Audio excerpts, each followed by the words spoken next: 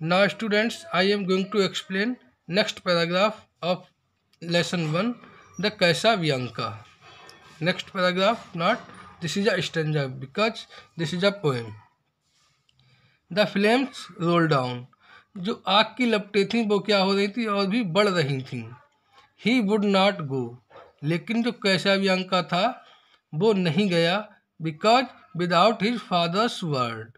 क्योंकि उसके फादर ने उसे वहाँ से जाने का आदेश नहीं दिया था, इसलिए वो उस शिप से कहीं नहीं गया. द फादर फेंट इन डेथ वैलो. जो उसके फादर थे वो क्या थे? फेंट इन डेथ मीन्स मूर्छित अवस्था में पड़े हुए थे, मृत मूर्छित अवस्था में पड़े हुए थे नीचे. जो डेक की नीचे वाली रूफ थी उस पर पड़े हुए थे. His voice no longer heard. अब उनकी आवाज़ के लिए और नहीं सुना जा सकता था क्योंकि उसके फादर कैसे हो गए थे? मृत हो गए थे, मीन्स डेथ हो गए थे. He called allowed. से फादर से if yet my task is done. फिर कैसाबियांका ने कहा अलाउड, बहुत तेजी से पुकारा. से फादर से, फादर बताओ बताओ कहो. If yet my task is done, यदि मेरा टास्क, मेरा जो कार्य है वो समाप्त हो गया है, क्या अब मैं शिप से जा सकता हूँ? क्योंकि इस शिप में आग लग चुकी है, मेरा तो वर्क समाप्त हो गया है. He knew not that the chieftain lay unconscious of his son. उसे नहीं पता था, कैसाबियांका को नहीं पता था that the chieftain, chieftain means captain.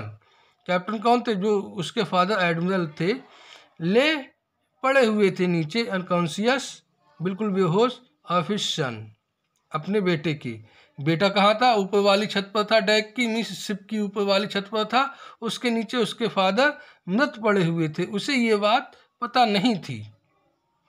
Speak father once again he cried. फिर वो कहता है फादर सुनो, बोलो. Once again he cried. फिर वह कैसाबियांका दोबारा चीखता है फादर कहो, कुछ कहो. If I may yet be gone. क्या अब मैं जा सकता हूँ यहाँ से? क्योंकि शिप में क्या हो चुका है? आग लग चुकी है. And what the booming shots replied and fast the flames roll down. लेकिन उसके फादर ने तो कोई रिप्लाई नहीं किया, लेकिन उस जहाज पर क्या जो गनफायर हो रहे थे उसकी आवाज़ आ रही थी और बम वगैरह गिर रहे थे उनकी आवाज़ आ रही थी, उनका साउंड आ रहा था. लेकिन उसके फादर ने कोई जवाब नहीं दिया क्योंकि उसके फादर तो मर चुके थे. And fast the flames roll down. और बहुत तेजी से आग की लपटें उस जहाज पर फैल रही थीं.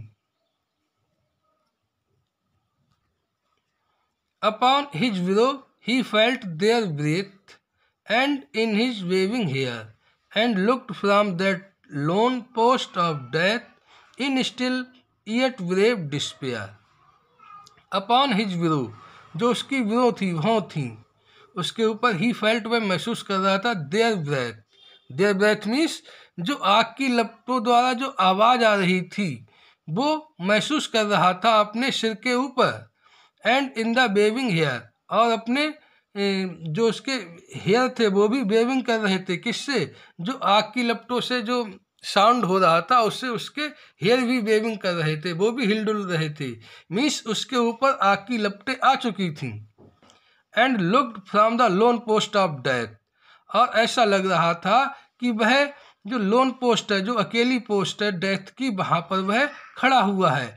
इन स्टिल, बिल्कुल शांत खड़ा हुआ है. येट ब्रेव डिस्पेयर, हताश है लेकिन वो वह कैसा है? बहुत ही बहादुर लड़का है, इसलिए वहाँ वो खड़ा हुआ है. उसे पता है कि मेरे ऊपर अब मेरे चारों ओर क्या हो चुका है? आग की लपटें फैल चुकी हैं. उसके माथे पर, उसके सिर पर, उसके हेयर पर, हर जगह पर जो आग की लपटों की जो आवाज़, साए साए की आवाज़ हो रही थी वो आ रही थी. मीन्स उसके ऊपर आग आ चुकी थी. लेकिन फिर भी वो बहुत ही ब्रेव होकर उस जहाज पर खड़े रहा क्योंकि उसके फादर ने अभी तक कोई भी ऑर्डर नहीं दिया था कि वो उस पोस्ट से चला जाए, क्योंकि उसके फादर मर चुके थे. Thanks students.